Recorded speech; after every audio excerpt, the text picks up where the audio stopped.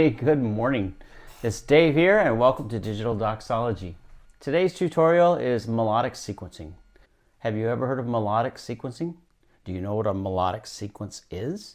We're going to talk about those things in just a minute and show you how using a melodic sequence or a harmonic sequence or even a rhythmic sequence can help improve your music writing skills. Before we get to that, if you like this video, please hit like and hit the little subscribe button, and don't forget to ring the bell so you'll be notified when I put out more videos.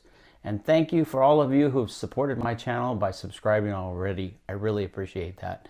It really helps. Today, we're going to talk about melodic sequencing and harmonic sequencing and how it can improve your writing skills. Let's get to it.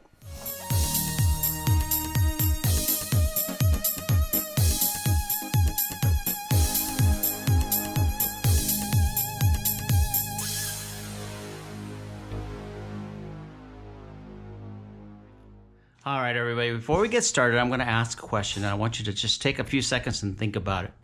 How does a harmonic or melodic sequence help your music writing? Do you know what a melodic or harmonic sequence is? If you have no idea what a melodic sequence is, well, let's talk about that a little bit. A couple weeks ago, I put a video out about writing the perfect melody. So if you haven't seen that video tutorial, go back and see if you can catch that one on writing the perfect melody. One of the things I talked about in writing a good melody are 4 qualities that a good melody should have. A strong melody should be singable. It always helps if you can sing the melody. It helps also if it's memorable, if your brain can remember it. And the more memorable it is, the better the hook is in the song, the stronger that melody will be, and the better people will remember that song. And the third thing, it has a strong harmonic direction. In other words, the melody tends to tell you what kind of harmony to go with it. And the fourth quality is that it strikes an emotional chord with the listener. Maybe the melody makes you feel uplifted or courageous, brave, or it brings memories that are sad memories or memories of love or some event that happened in the past. Or it can be tied into memories of a movie, for example. Sometimes I hear songs from movies and I can recall the scenes from those movies just by hearing the music. All right, so it's things like that the tie-ins that melody has with different things can really affect our brain. Let's talk about sequences. If you look on your screen, you're going to see something up here. So let's go through this. Sequences help your writing. How does sequences help your writing? Well, number one, repetition helps your brain remember almost anything better. I mean, that's why we make up songs for little kids. That's why we teach songs to kindergartners like the ABC song, or maybe you remember years ago the Schoolhouse Rock songs. Conjunction, junction, what's your function? You know, those kind of things. Songs like that, even though they're not like great melodies or anything, but the repetition in the song, it helps us to remember things. And so music can really be a strong psychological tool to help people remember things and do things. If you could put a recipe to a song, then people would always remember that recipe by just remembering the song. You know, it's one of those crazy things. It's like we teach little kids how to remember the ABCs by teaching them the ABC song. It's just, music is such a powerful tool. So repetition helps our brains remember things. And sequences are a kind of repetition, but with different notes each time. Like this, for example, I'll play a real quick little melody I'm just going to make up. It's a real simple little melody in the key of C. So by repeating it, that's repetition. But if I change the notes just a little bit, but keep them similar, that's called a sequence. Watch.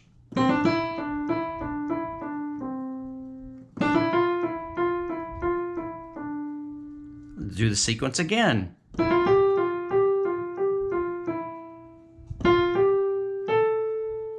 And I just add a little bit at the end to kind of put a little tag on that melody, to put an ending to it. So I just made a real simple melody from C to A, and it's a sixth. So this is a very singable little tune.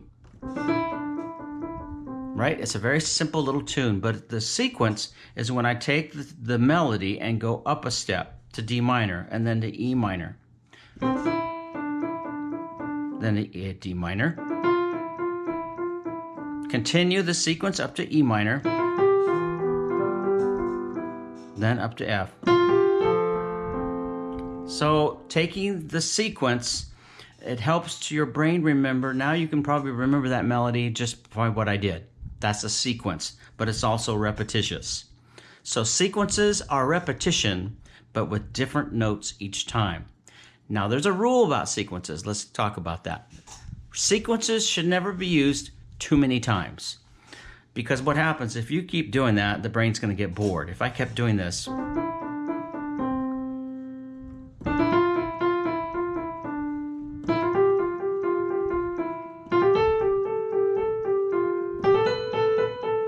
pretty soon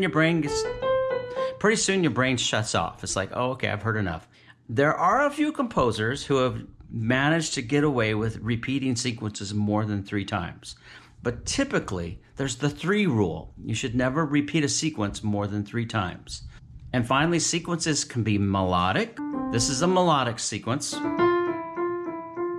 But you can also have harmonic sequences like this.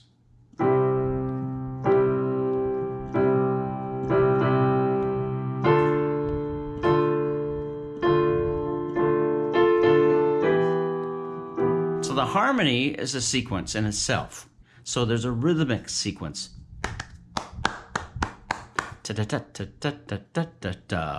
If I had different drums, let's say I had a hi-hat and a snare drum and a shaker, I could do the rhythm on different instruments, and that would be like a rhythmic sequence. So if you take the sequence and use it with different rhythm instruments, there we go, studio standard. I got studio drums.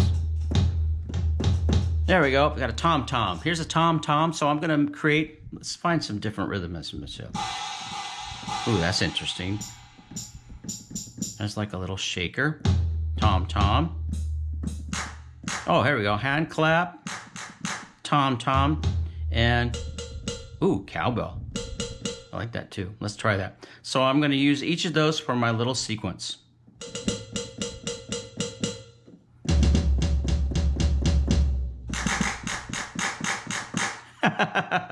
There again, I created a rhythmic sequence using different rhythm instruments. I hope that kind of makes sense. Let's go on. So remember, let me switch back to piano. Remember a couple weeks ago, back in the video I did a week or 2 ago on melody and writing the perfect melody, I shared some examples of songs that were written, like this one from the Titanic. This is the love theme from Titanic called My Heart Will Go On. Now let's take a look at this melody. Does this melody, is it a sequence or is it just repetition? Let me play a little bit of it for you.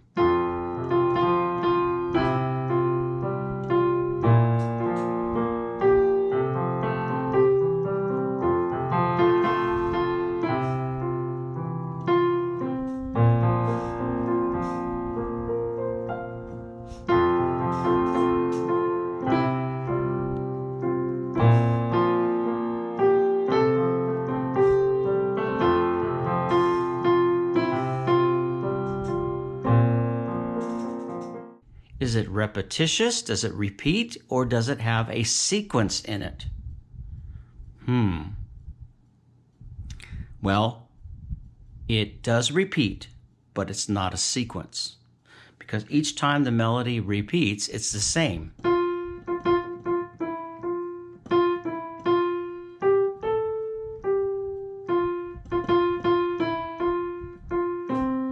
It's the same the next time when it comes in. It just repeats, it has the same chords and everything, so the harmony is also repetitious. Repetition is good. There's nothing wrong with repetition.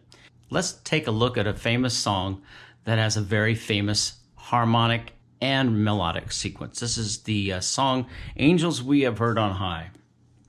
And let me first play the melody sequence.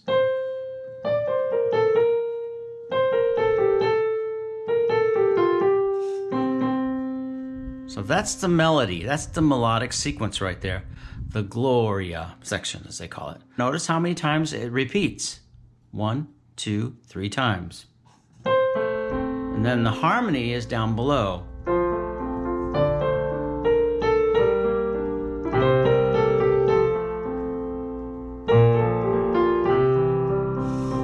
So you've got a harmonic sequence.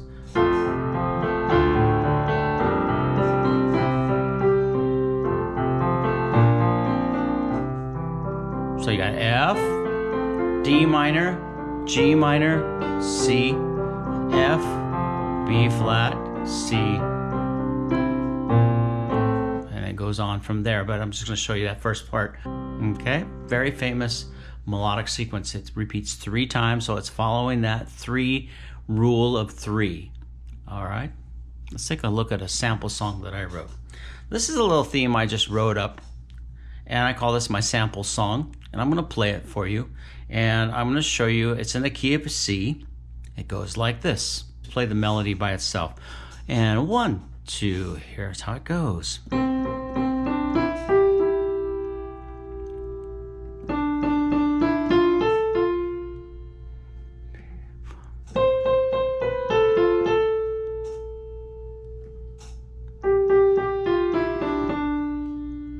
And then I even put some chords in it so you could add some harmony.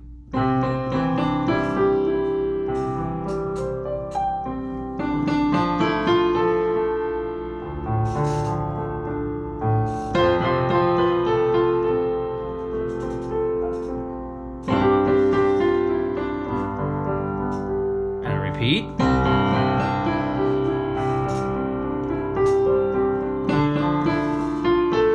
Sorry, I messed that up.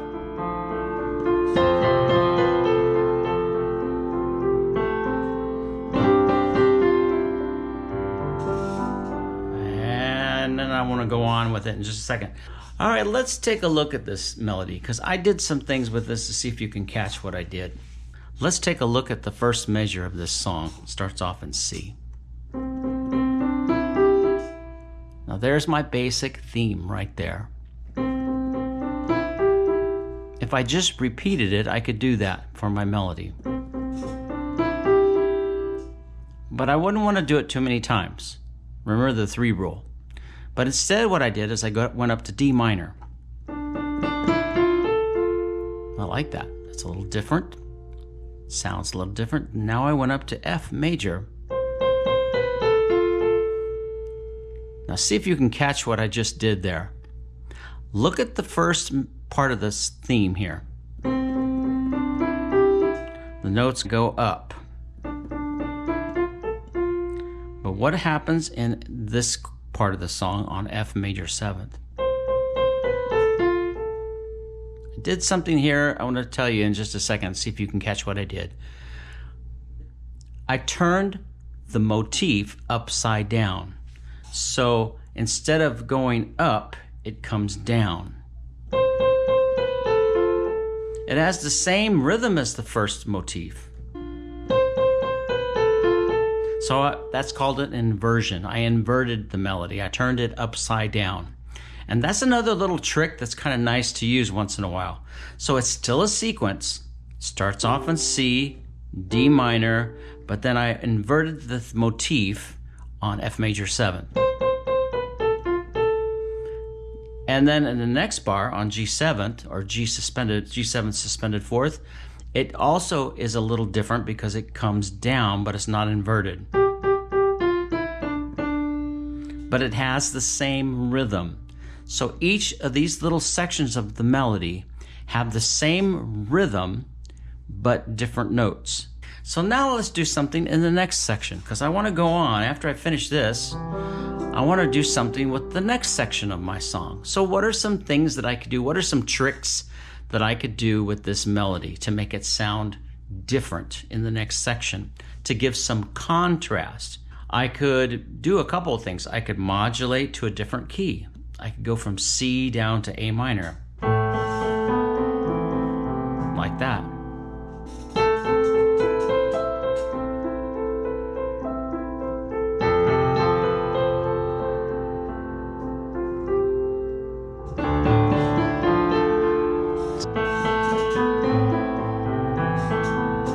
That'd be really pretty. I kind of like that actually. Or I could go up to another minor key that's very common. I could modulate to another minor key like.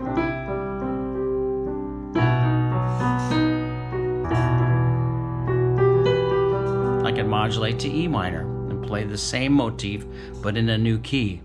But what I did, I went into C minor, which is the parallel minor of C. But I have to make a few changes to make the melody fit in C minor. Listen.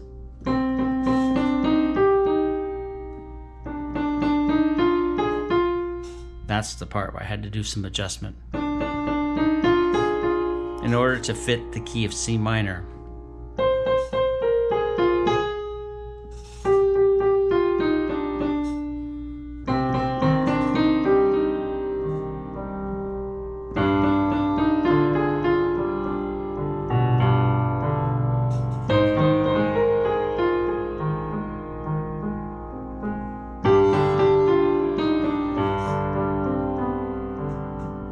So that's a little trick that you can use when you want to create some contrast in your music and use a sequence. You can do a couple of different things. Modulating to different keys, A minor, or I could do it in E minor. You know, keeping that motif in there, the rhythm. Or in this case, I went to the parallel minor key.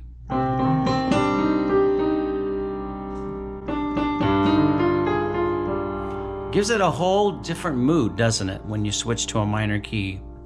So the number of different things you can do. So by modulating to a different key and using a sequence, but in a different key, you create some contrast.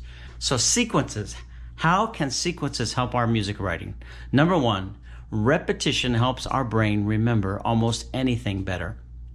By using repetition in your song, you don't necessarily have to have a sequence, but if you have some repetition with your melody or your rhythm or your harmony, it will help your brain remember the music better. Because when the brain remembers that music, that's called the hook in a song. That's what makes it catchy. Number two is sequences are repetition, but with a different flair because you're changing the notes each time. You're keeping the same rhythm, the same motif, but you're changing the notes into different notes to fit in the harmony. And sequences, remember, should never be used how many times?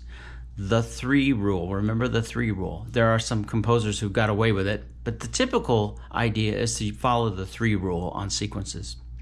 And finally, sequences can be melodic, harmonic, or even rhythmic as well. Enjoyed this lesson. I hope you got something out of this tutorial today on melodic sequencing and harmonic sequencing, and try to apply some of those things that we talked about in your music writing yourself. Have a great day. Don't forget to hit the like button and subscribe and ring that bell. Stay tuned for my next videos coming out every week. Plus, I also put music out every week as well. Hope you enjoyed today's tutorial. Have a great day. Catch you next time. Bye-bye.